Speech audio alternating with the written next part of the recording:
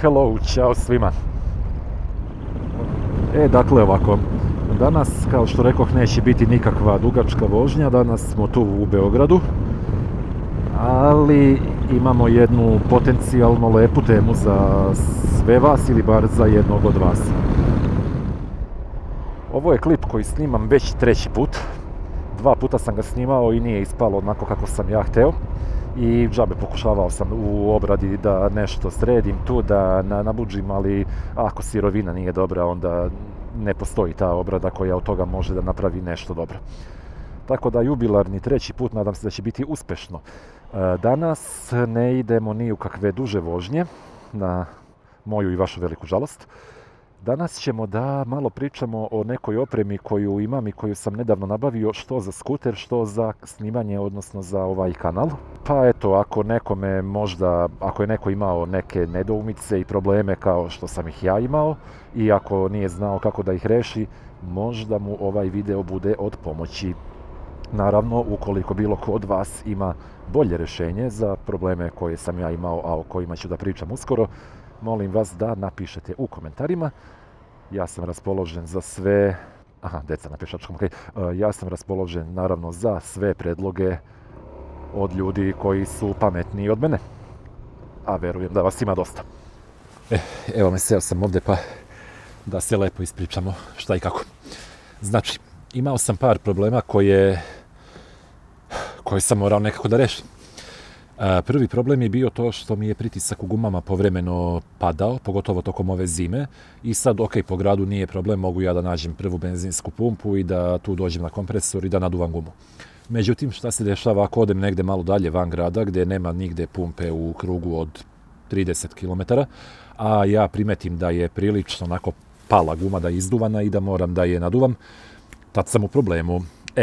Da ne bih bio u problemu i da ne bih bio pod pritiskom, nabavio sam na Temu ovo, dolazi ovako u ovoj lepoj vrećici, a unutra kompresor za gume.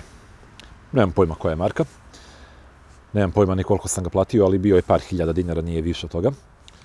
Uključi se i prikaže ovdje na displeju pritisak koji želim, tu je negde, plus minus, merač baterije i to je to. I jako zgodna stvar, svetlo belo, svetlo crveno koje trepće i koje trepće malo brže. Ako stanete negdje u mraku, pored puta, zgodna stvar. Samo da ga isključim. Znači, iz njega ide ova vrećica za nošenje, ide ovo crevo koje se tu zašrafi, namontira i ide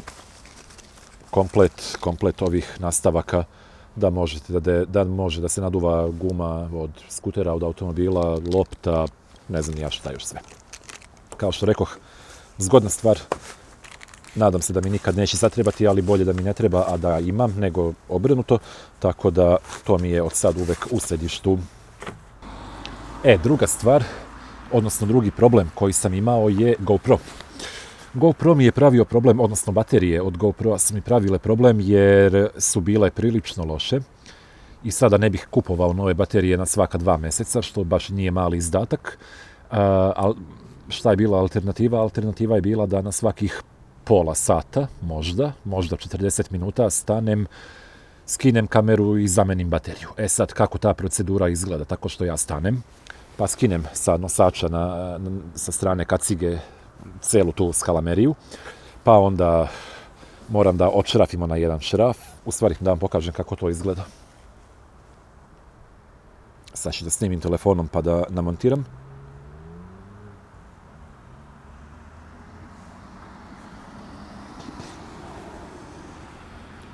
Evo ovako. Znači, tako izgleda to čudo. Ovaj deo ide na kacigu. Ovaj šraf moram da skinem, da bih skinuo ovaj media mod, pa onda kada ga skinem, onda moram da otvorim ova vratanca od media moda da bih izvadio samu kameru. Sad, skidanje tog šrafa i ovih vratanaca od media moda ume da bude prilično gadno i zeznuto, pogotovo kada su vam ruke hladne, kao što su meni hladne, dok vozim tokom zime, kada mi se zalede prsti, ne mogu da ih kontrolišem lepo i onda to otvaranje i skidanje Vađenje baterije, stavljanje nove baterije, ponovo zatvaranje, zašrafljivanje i montiranje na kacigu meda potraje i po 10 minuta i to me je prilično nerviralo. Onda sam pokušao da nađem neko rješenje za napajanje kamere dok vozim, kontinualno napajanje, da ne zavisim više od baterije. Prvo rješenje koje sam imao je da uzmem USB kabel i da ga zakačim na USB port na skuteru. Međutim, to je bilo malo problematično jer se kod Joyrida taj USB port, kao što znate, nalazi u onoj pregradi koja se zatvara, koja ima ona vratanca. I onda je to bilo bez veze jer sam ja onda preko USB kabla morao da lupam, da zatvaram ta vrata i onda mi se to nije sviđalo. Prvo, bilo je teško zatvoriti ih. Drugo, dugoročno to ne valja jer tako bih oštetio kabel. I treće, jednostavno ružno je. Onda neki od vas su mi preporučili da nabavim eksternu bateriju i da pomoću nje napajam kameru. Iz dva razloga, prvo što je jednostavnije, a drugo, jel se snimamo i dalje? Da.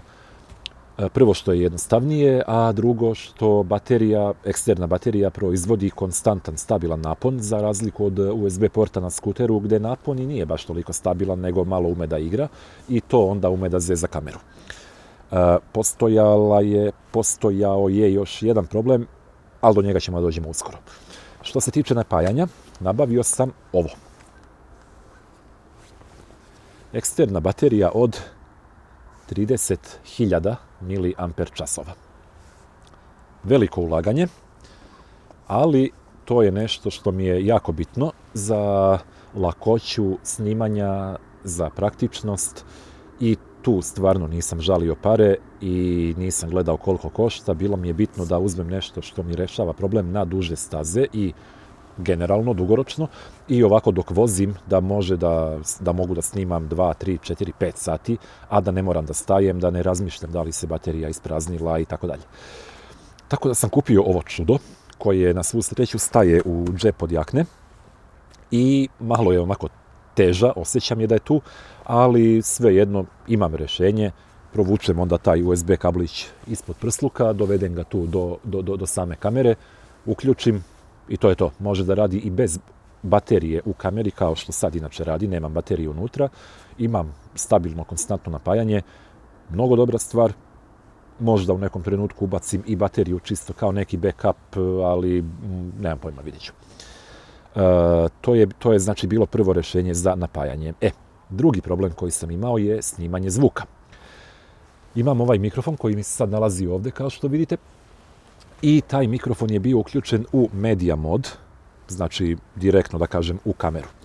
Očigledno media mod ili GoPro kamera ili i jedan i drugi imaju neki problem kada se u isto vrijeme uključe i napajanje eksterno, kakvo god bilo, i mikrofon. Često se dešava da mikrofon ne funkcioniše kako treba, nego da umjesto ovog eksternog mikrofona koji meni ide u kacigu, da zvuk snima samo taj interni ugrađeni mikrofon u kameri. I onda ja vozim, snimam, pričam, vratim se kući posle 2 sata, 3 i ukapiram da je jedino što sam snimio od zvuka bio zvuk vetra, zvuk motora sa ovog ugrađenog mikrofona i to mi je onda, mislim, šta da radim sa tim snimkom, ništa. Još gora opcija je da ni taj mikrofon ne radi iz nekog razloga, nego da je potpuno mrtvo, potpuno bez zvuka, znači tišina potpuna i onda taj snimak je definitivno neupotrebljiv. Mislim, šta mogu da radim, da pustim neku muziku preko njega i da onda ja tu nešto pričam, možda da naknadno snimim svoj glas bez veze. Tako da sam onda tražio i neko rješenje za snimanje zvuka. Pitao sam ChatGPT, pitao sam po forumima, dobijao sam savjete da tačno određenim redosledom uključim mikrofon, napajanje, kameru, ovo ono, ali isprobavao sam, nije bilo pravila, nekad radi, nekad ne radi. Tako da sam onda došao do ideje da kupim ovo, poseban eksterni snimač za zvuk, koji zakačim ovako, ima prilično jaku ovu štipaljku, zakačim ga na jaknu, tu zakačim mikrofon, dovedem ga do kacige i on snima zvuk odvojeno, kamera snima video odvojeno, u postprodukciji samo sinhronizujem ta dva snimka tako što na samom početku snimanja uradim ovo. I onda imam ta 3 pika u zvučnom zapisu i jednom i drugom, po tome ga sinhronizujem, uklopim oba snimka i to je to. Malo više muke, malo više zezanja oko montaže, ali bukvalno jedan korak više, ne produžava mi drastično vreme, tako da nije uopšte toliko strašno. Trenutno se ovo pokazalo kao dobro rješenje, lepo snima zvuk, kažu da baterija može da traje 14 sati, vidjet ćemo. Ono što je dobro, mogu da idu i one obične alkalne baterije, mogu i one punjive, tako da probat ću jedno, drugo, nemam pojma, pa ću da vidim. Za sad funkcioniše. Samo se vratim na ovu eksternu bateriju. 30.000 mAh, prosječan telefon ima 4-5 hiljada, pa da uporedite kolika je ta baterija i koliko ima kapaciteta. Ja sam, otkad sam je uzeo i napunio prvi put i jedini put, snimio možda nekih 12, 13, 15 sati materijala.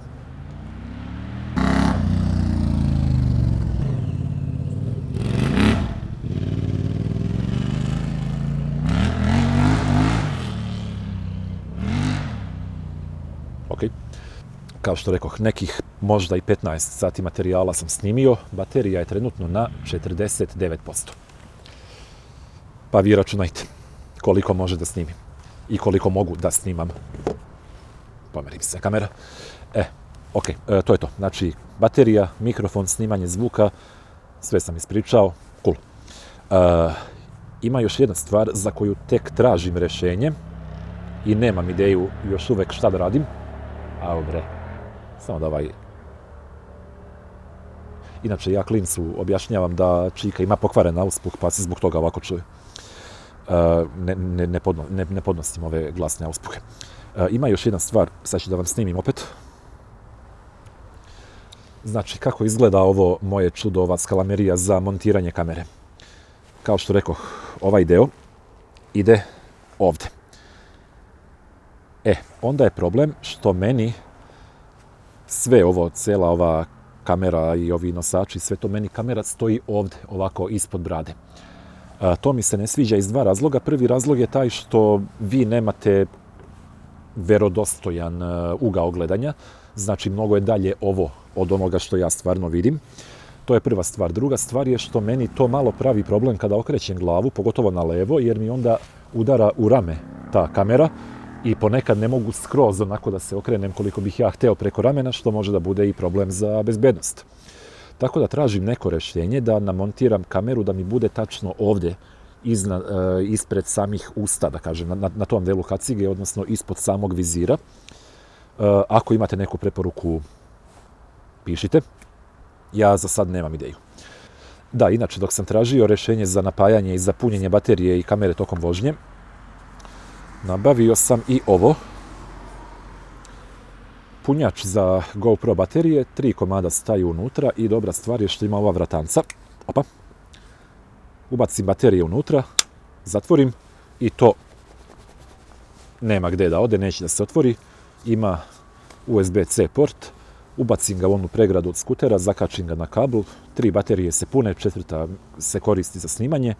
Ima 3 ove lampice, 3 indikatora, crveno-zeleno, tako da znam kad je koja baterija puna. Zgodna stvar, ali od kad sam nabavio ovu eksternu bateriju, ovo mi ne treba, tako da mogu i da ga prodam i da ga poklonim, nemam pojma. Posljednja stvar. Rešenje za smrznute šake. Tada! Mafovi, kupljeni u Motobike shopu u Žarkovu. Marka, što bih ja voleo da kažem, Tucano Urbano. Dakle, marka je, kako god da se to čita, nemam pojma. I uz mafove ide i komplet ovih delova za montažu, uputstvo, neke trakice, šrafovi, sve i svašta. Tako da sve vam je tu. Montaža ne bi trebalo da traje duže od 10 minuta. Ako znate šta radite, nije uopšte komplikovano. Sad, isprobao sam mafove i ne odgovaraju mi. Znači, namestim ih ja lepo i sve to i kada uvučem ruke u ovim zimskim rukavicama, nekako nemam dovoljno prostora, ne mogu lepo da koristim prekidače, pogotovo za levi migavac, što može da bude prilično zeznuto, jel da? Sa letnjim rukavicama sam isto probao, ni to mi nije to, ne sviđa mi se osjećaj. Probao sam bez rukavica, previše je hladno. Tako da meni ovi mafovi ne odgovaraju, nažalost. Tako da sam ja odlučio da za hladnije dane koristim obične one zimske platnene rukavice, pa onda preko njih moto rukavice i za sad mi to radi posao. Dokle, vidjet ćemo, nemam pojma, a naručio sam sa AliExpressa one plastične štitnike koji idu ispred ruku. Nadam se da će oni pomoći bar malo, da će da onako zaštite šake i da će da malo smanje tu hladnoću koju osjećam. Dolazimo do najbitnijeg dela ovog klipa, jel tako? A to je taj čuveni giveaway. Kao što rekoh, pošto meni ovi mafovi ne odgovaraju, ja sam razmišljao šta da radim, da ih vratim u prodavnicu i da mi vrate pare, to ne ide. Da ih zamenim, vjerovatno ni to ne mogu, mada nisam probao. Da ih prodam, mogao bih, o tome nisam razmišljao, šalim se, jesam. Ali ono što ja želim da uradim, povodom skoro 2 godine koliko ovaj kanal postoji i više od 3000 subscribera koliko vas ima, kao neki mali znak zahvalnosti sa moje strane, jel da? Ja sam odlučio da ove mafove poklonim. Dakle, poklanjamo mafove. A kako i kome? Propozicije za učešće u nagradnoj igri su 2 tačke. Pazi ovako. Udarite jedan subscribe ako već niste, jer voleo bih da poklonim ovo nekome ko prati moj kanal. Znate da već 2 godine ni na jednom klipu nikad nisam rekao kliknite like, kliknite subscribe, odrasli ste ljudi, ako hoćete uradit ćete to, ako nećete, šta god ja rekao, ali evo ovaj put moram to da stavim kao jednu propoziciju, znači subscribe. Like može, a i ne mora, nije bitno. Druga stvar je da u komentaru dole napišete ladno. Dakle, ladno, a ne hladno, sa apostrofom i sa znakom uzvika na kraju. To je obavezno, može malim, velikim slovima, nije bitno. I treća stvar, ko nema pravo učešća u nagradnoj igri, pravo učešća nemaju članovi porodice i nemaju, nemam pojma, ljudi koji su bili u Ćacilendu, na primjer, i to je to. Ok, to je to. Sve sam rekao, znači pišite. Ovaj video će biti objavljen, danas je sreda 11. Ovaj video će biti objavljen u petak 13. februara u 18 časova. Imate rok, samo da otvorim kalendar. Evo ovako, znači petak 13. u 18h će biti objavljen video. Ponedeljak 16. februar u 18 časova, također, znači imate 72 sata po beogradskom vremenu. U ponedeljak u 18 časova, 18:00 će da bude krajnji rok za ostavljanje komentara i subscribe-ovanje. Nakon toga uzimam jedan random generator i snimit ću kako uživo dobijam jedno random ime, jedan random username i to ću da objavim negde u ponedjeljak, utorak, nemam pojma, i tu ću objaviti ko dobija ove mafove. Što se tiče isporuke, može lično u Beogradu ili mogu da vam pošaljem negde u Srbiju, u inostranstvo, gde god, poštom ili kurirskom službom po vašoj želji, na vašu odgovornost i o vašem trošku. Tako da ne mogu baš još da plaćam poštarinu, a ako ste u Beogradu, čujemo se, vidimo se, dogovaramo se, pa ćemo da uživo izvršimo primopredaju i to je to. Tako da, izvolite, imate 72 sata, ladno u komentarima i dobijate dobre mafove. Stavit ću dole u opisu videa i link da možete da vidite baš na sajtu prodavnice koji su tačno mafovi u pitanju, za koje modele motora i skutera odgovaraju, za Joyride su ok. I to je to, ljudi. Nadam se da je video bio bar malo zanimljiv i malo više koristan, pogotovo nekome ko ima u planu ili je već pokrenuo svoj YouTube kanal, ko ima problema sa hladnim rukama, ko ima problema sa baterijama i gumama i tako to. Ako imate bolje rješenje od ovog mog za bilo koju od tih stvari, pišite. I vidimo se onda mi narednog petka, verovatno u nekoj vožnji nadam se. A vidimo se pre petka, najvjerovatnije u utorak, sredu, vidjet ću. U sredu ću najvjerovatnije da okačim video u kome izvlačim srećnog dobitnika i to je to. Neko će da dobije mafove. Zima, koliko bih ja rekao, još uvek traje, tako da isplatit će vam se. Vidimo se, čujemo se, polako vozite i pamet u glavu.